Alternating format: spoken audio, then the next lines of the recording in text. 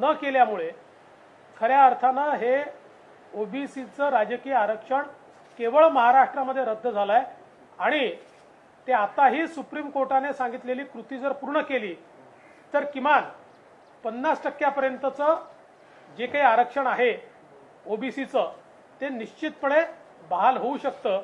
यामध्ये केंद्र सरकारचा कुठला रोल आहे असं मला तरी दिसत नाही। मराठा आरक्षणाच्या संदर्भात या राज्य सरकारने जी समिती तयार केली होती माननीय मुख्य न्यायमूर्ती भोसले साहेबांच्या अध्यक्षतेखाली, त्याच्या रिपोर्टमध्येच अतिशय स्पष्टपणे सांगितलेलं आहे की रिव्हिजन पिटिशन दाखल करा, पण त्याच्या काही मर्यादा आहेत आणि जर हे आरक्षण रिव्हिजन पिटिशनने मिळत नसेल आणि रिव्हिजन पिटिशन मंजूर होत नसेल तर पुन्हा कृती करावी लागेल। ती काय करावी लागेल? राज्य मागासवर्ग आयोग तयार करून त्याला काय काय द्यायचं ते देखील भोसले साहेबांच्या अहवालात सांगितलेलं आहे। टर्म्स ऑफ रेफरन्स काय आहे, या टर्म्स ऑफ रेफरन्सवर राज्य मागासवर्ग आयोगाचा अहवाल घेऊन मग तो अहवाल केंद्रीय मागासवर्ग आयोगाकडे पाठवावा लागेल। म्हणजे याही संदर्भात राज्य सरकारने कृती केल्यानंतरच केंद्र सरकार त्यात कृती करू शकतं। ठीक आहे, आपण असं समजूया की ॲडव्हान्समध्ये त्या ठिकाणी आमचे मुख्यमंत्री जाऊन भेटले। फक्त माझी एवढीच विनंती आहे की ही सगळी कृती न करता भेटून काहीही फायदा होणार नाहीये, हे त्या अहवालातही स्पष्टपणे आलेलं आहे। त्यामुळे ही कृती आपण केलीच पाहिजे अशा प्रकारचं आमचं मत आहे। पदोन्नतीच्या आरक्षणाचा जो मुद्दा आहे याही संदर्भात इथे राज्य सरकारने GR बदललाय, त्याची सुप्रीम कोर्टात जी लढाई चाललेली आहे त्यात केंद्र सरकारने ही पॉझिटिव्ह भूमिका घेतलेली आहे, त्या काळात आमच्याही सरकारने पॉझिटिव्ह भूमिका घेतली आहे। आत्ता महाराष्ट्रात हा प्रश्न का उद्भवला तर एक जो GR होता की ज्या GR मुळे प्रोटेक्शन होतं, तो GR स्थगित केल्यामुळे हा मुद्दा उचललेला आहे किंवा समोर आलेला आहे। त्यामुळे याचा तसा केंद्राशी थेट संबंध मला दिसत नाही। मेट्रो कारशेडचा मुद्दा आहे, खरा आहे, इथल्या सरकारने तयार केला, पण केंद्रासोबत बसून तो जर निपटत असेल तर अतिशय चांगली गोष्ट आहे। मेट्रो तात्काळ झाली पाहिजे असं आमचं मत आहे आणि आता खरं म्हणजे त्याच्यामध्ये न्यायालयामध्ये थर्ड पार्टी इंटरेस्ट आहे आणि त्यामुळे त्यातनं कसा मार्ग निघणार आहे मला माहिती नाही, पण तो निघाला तर आम्हाला अतिशय आनंद होईल। GSTच्या संदर्भात केंद्र सरकारने मागील वर्षीचाही परतावा दिलाय, या वर्षीचाही परतावा केंद्र सरकार देतच आहे। केंद्र सरकारने आत्ताच स्वतः कर्ज काढून सगळ्या राज्यांना महाराष्ट्रासहित परतावा देणं सुरू केलंय, पण तरी मला असं वाटतं की ठीक आहे, एक तो विषय त्या ठिकाणी उपस्थित झाला आहे। पीक विम्याच्या संदर्भातल्या अटी शर्तीचं सुलभीकरण केंद्राने केवळ ढोबळ निकष दिले आहेत, त्याच्या अटी शर्ती ठरवून टेंडर हे महाराष्ट्र सरकार काढतं आणि आमच्या काळामध्ये हे टेंडर काढल्यानंतर आम्ही 5-5 हजार कोटी रुपये पीक विमा हा मिळवून दिलेला आहे आणि आता मात्र तो 700-800 कोटी रुपये मिळतोय आणि म्हणून याही संदर्भात मला असं वाटतं राज्य सरकारने आपली कृती करण्याची आवश्यकता आहे। बल्क ड्रग पार्क ही जी मागणी आहे ती अतिशय चांगली आहे आणि त्याचं मी देखील स्वागत करतो आणि जरूर हा बल्क ड्रग पार्क जो आहे तो महाराष्ट्रात सुरू व्हावा याकरता आम्ही देखील जो पाठपुरावा तो निश्चितपणे करू, कारण आपल्या लक्षात आलं आहे की यावेळी आपली क्षमता देशामध्ये ही वेगवेगळे ड्रग्स तयार करायची होती, पण त्याचे मॉलिक्युल्स किंवा त्याचं रॉ मटेरियल जे बल्क ड्रग पार्कमध्ये तयार होतं ते आपल्याकडे नसल्यामुळे बऱ्याच अडचणींचा रेमडेसिवीर सारखा असेल किंवा एम्फोटेरेसिन B असेल, याचं बल्क ड्रग आपल्याकडे नसल्यामुळे ज्या अडचणी झाल्या त्यातनं ही एक अतिशय चांगली मागणी या ठिकाणी आहे। चक्रीवादळाच्या संदर्भातली मदत ती केंद्र सरकार निश्चितपणे देईल। 14व्या वित्त आयोगातला निधी आपल्याला मिळतोच आहे। मराठी भाषेला अभिजात भाषेचा दर्जा एक चांगली मागणी आहे, आमचं पूर्ण समर्थन आहे। त्याच्यामध्ये कोर्टाची केस होती ती आता संपलेली आहे। आता मला असं वाटतं की त्या संदर्भात कोर्टाने सांगितलेले जे काही निकष आहेत त्या निकषांच्या आधारावर केंद्र सरकारने लवकरात लवकर ही कारवाई पूर्ण करावी आणि मराठी भाषेला अभिजात भाषेचा दर्जा द्यावा अशी आमची देखील या ठिकाणी मागणी आहे। शेवटची जी मागणी केली आहे ती मागणी मला थोडी विचित्र वाटते, कारण त्याचा माननीय पंतप्रधानांशी काहीही संबंध येत नाही. राज्यपाल नियुक्त 12 सदस्य हे पंतप्रधान ठरवत नाही, हे कुठलाही पार्टी ठरवत नाही, ते माननीय राज्यपाल ठरवतात. त्यामुळे मला असं वाटतं की त्याची मागणी पंतप्रधानांकडे करणं हे काही योग्य नाही आहे. पण ठीक आहे, आता सरकारला वाटलं आणि त्यांनी ती केली. त्यामुळे एकूणच मला असं वाटतं की या भेटीकडे आपण सकारात्मकतेनं पाहूया. एक चांगली सुरुवात आहे. दरवेळी केंद्र सरकारकडे नुसते बोटं दाखवायच्या ऐवजी जर संवाद ठेवला तर महाराष्ट्राचा फायदा अधिक होईल.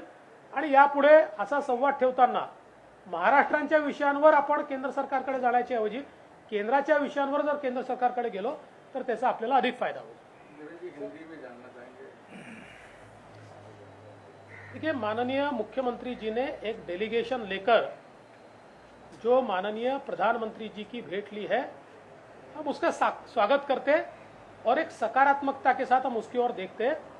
क्योंकि अगर राज्य सरकार केंद्र के साथ एक संवाद रखती है तो उसका फायदा भी राज्य को होता है. विशेष रूप से मैं ऐसा मानता हूं कि यहाँ पर जो मांगे ये राज्य सरकार ने केंद्र सरकार को की है, अच्छा होता अगर ये जो 11 मांगे की है ये इनमें से सारी मांगे ये केंद्र सरकार की के डोमेन में होती. लेकिन ध्यान में आता है कि इसमें से 8-9 मांगे तो राज्य सरकार के डोमेन में, उसका केंद्र से कोई सीधा संबंध नहीं है. फिर भी अगर ये मांगे की गई है तो हम इसका स्वागत करते हैं और केंद्र सरकार जरूर इसमें मदद करेगा, ऐसा हमको विश्वास है. जिस तरीके से मराठा आरक्षण को लेकर के ओबीसी आयोग का महाराष्ट्र में गठन न करके केंद्र के पास जाना और उसे राष्ट्रपति के पास भेजने की मांग करना, इसको कैसे? देखिए, ओबीसी मराठा आरक्षण के बारे में इसी सरकार ने फॉर्मर चीफ जस्टिस भोसले साहब की एक कमेटी तैयार की थी, जिसमें हमारे पुराने महाअधिवक्ता भी थे और बहुत एमिनेंट लॉयर्स थे. और उन्होंने एक रिपोर्ट दिया है, जिस रिपोर्ट में उन्होंने कहा है कि केंद्र के पास जाने से पहले हमको बैकवर्ड क्लास कमीशन महाराष्ट्र में गठित करना पड़ेगा. उसका उन्होंने टर्म्स ऑफ रेफरेंस दिया है. उस टर्म्स ऑफ रेफरेंस पर उस आयोग का रिपोर्ट लेकर और उस रिपोर्ट के आधार पर उसके बाद केंद्र सरकार के पास जाना पड़ेगा. तो वो सारी कार्रवाई को टाइम लगता है. वो कार्रवाई किए बिना अगर केंद्र के पास हम चले भी जाए और केंद्र को ये कहे कि आप कार्रवाई कीजिए, तो हमने कार्रवाई नहीं की तो केंद्र कार्रवाई कैसे करेगा? इसलिए प्रीमैच्योर है. फिर भी ठीक है, वो गए तो हम स्वागत करते हैं. उद्धव ठाकरे आणि नरेंद्र मोदी यांची वैयक्तिक अर्धा तास चर्चा झाली अशी एक माहिती समोर येते आणि त्यात मैत्री राहते असं मुख्यमंत्री म्हणाले. त्या भेटीवर तुम्हाला काय? नाही, मला असं वाटतं चांगली गोष्ट आहे. आणि माझा आतापर्यंतचा अनुभव असा आहे की माननीय पंतप्रधानांकडे कुठलेही डेलिगेशन गेल्यानंतर जेव्हा मुख्यमंत्री अशा प्रकारचं डेलिगेशन घेऊन जातात तर त्या डेलिगेशनच्या भेटीनंतर 1-on-1 अशा प्रकारची मुख्यमंत्री आणि पंतप्रधान बैठक ही नियमित होते. त्यामुळे अशी बैठक झाली तर त्याचा राज्याला फायदाच होईल, राज्याच्या हितातच ही बैठक होईल. त्यामुळे अशी बैठक झाली की नाही मला माहिती नाही. झाली असेल तर त्याचं माझं स्वागत करतो. आमच्यात मैत्री कायम आहे असं पण पत्रकारांशी बोलताना उद्धव ठाकरे असं म्हणाले, जरी आम्ही सत्तेत नसलो तरी आमच्यात मैत्री कायम आहे. नाही, ही अतिशय सकारात्मक स्टेटमेंट आहे. आणि निश्चितपणे मला असं वाटतं की शेवटी माननीय पंतप्रधानांचे हिंदू हृदय सम्राट शिवसेना प्रमुख बाळासाहेब ठाकरेंशी एक वेगळ्या प्रकारचे संबंध राहिले आहेत आणि फार जवळीक देखील राहिली आहे. त्यामुळे ठीक आहे, आता आम्ही देखील हे नेहमीच सांगतो की राजकीय दृष्ट्या आम्ही वेगळे झालो आणि राजकीय दृष्ट्या आम्ही वाटेल तेवढा टोकाला जाऊन संघर्ष करू, पण याचा वैयक्तिक संबंधावर तसा फारसा परिणाम होत नाही. सर, हिंदी में भी शिक्षक भी जानना चाहेंगे कि जिस बैठक होने की बात आई है, किस तरीके से देखते हैं आप उसको? देखिए, व्यक्तिगत बैठक हुई कि नहीं हुई इसकी मुझे जानकारी नहीं है, लेकिन अगर हुई होगी तो उसका महाराष्ट्र को फायदा ही होगा. मैं भी मुख्यमंत्री था. प्रधानमंत्री जी के पास कोई भी मुख्यमंत्री जब डेलीगेशन लेकर जाते हैं तो पहले डेलीगेशन से बात होती है और उसके बाद प्रधानमंत्री जी उन मुख्यमंत्री साहब के साथ 1-on-1 भी हमेशा बात करते हैं. तो मुझे लगता है कि उसी परिपाटी में ये भी बातचीत हुई है और ऐसी अगर बातचीत हुई है तो उसका महाराष्ट्र को बहुत फायदा होगा और इसलिए उसका मैं स्वागत करता हूं.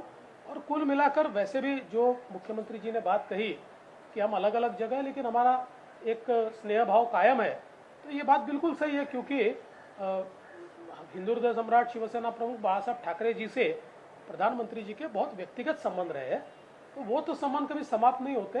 आप भूमिका अलग अलग है। या भेटीतून जवळीक वाढेल, भाजप आणि शिवसेनेची भविष्यात जवळीक वाढेल असं तुम्हाला वाटतं का? असं आहे की राजकारणामध्ये जर तरला अर्थ नसतो, कशाने काय होईल याला अर्थ नसतो। आत्ता ही पोझिशन आहे, ते सत्तेत आहेत आणि आम्ही विरोधी पक्षात आहोत। मेट्रो कारशेड को लेकर जिस तरीके से कांजूर मार्ग में जमीन देने को लेकर पीएम से रिक्वेस्ट की है, उसके एक दिन पहले आरए को पूरा जंगल फॉरेस्ट डिपार्टमेंट को हैंडओवर कर दिया, दोनों चीजें कैसे देखा?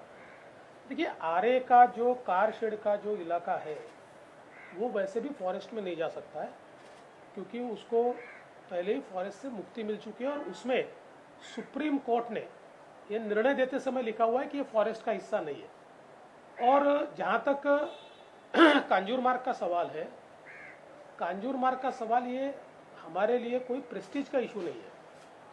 सवाल इतना ही है कि कांजूर मार्ग में अगर मेट्रो कारशेड करते हैं तो 4,500 करोड़ रुपए से कीमत भी बढ़ती है और 4 साल मेट्रो कारशेड नहीं हो सकता। और अगर हम आरए में करते हैं तो 25% काम हो चुका है, बचा हुआ 75% काम ये साधारण 9 से 10 महीने में पूरा हो सकता है और मेट्रो 3 शुरू हो सकता है। तो प्रश्न असा आहे की ज्या पद्धतीने जे महत्त्वाचे मुद्दे नसते त्यामध्ये जीएसटी असेल किंवा 12 आमदारांचा प्रश्न मांडला, अनेक असे मुद्दे ते राज्याच्या अखत्यारीत तुम्ही म्हणतायत, तर प्रश्न असा आहे की होमवर्क नीट झाला नाही की हेतुपुरस्सर हे मुद्दे पंतप्रधानांच्या भेटीमध्ये घातले गेले? मला असं वाटतं की भेटीनंतर एक 3 पक्षाचं सरकार आहे।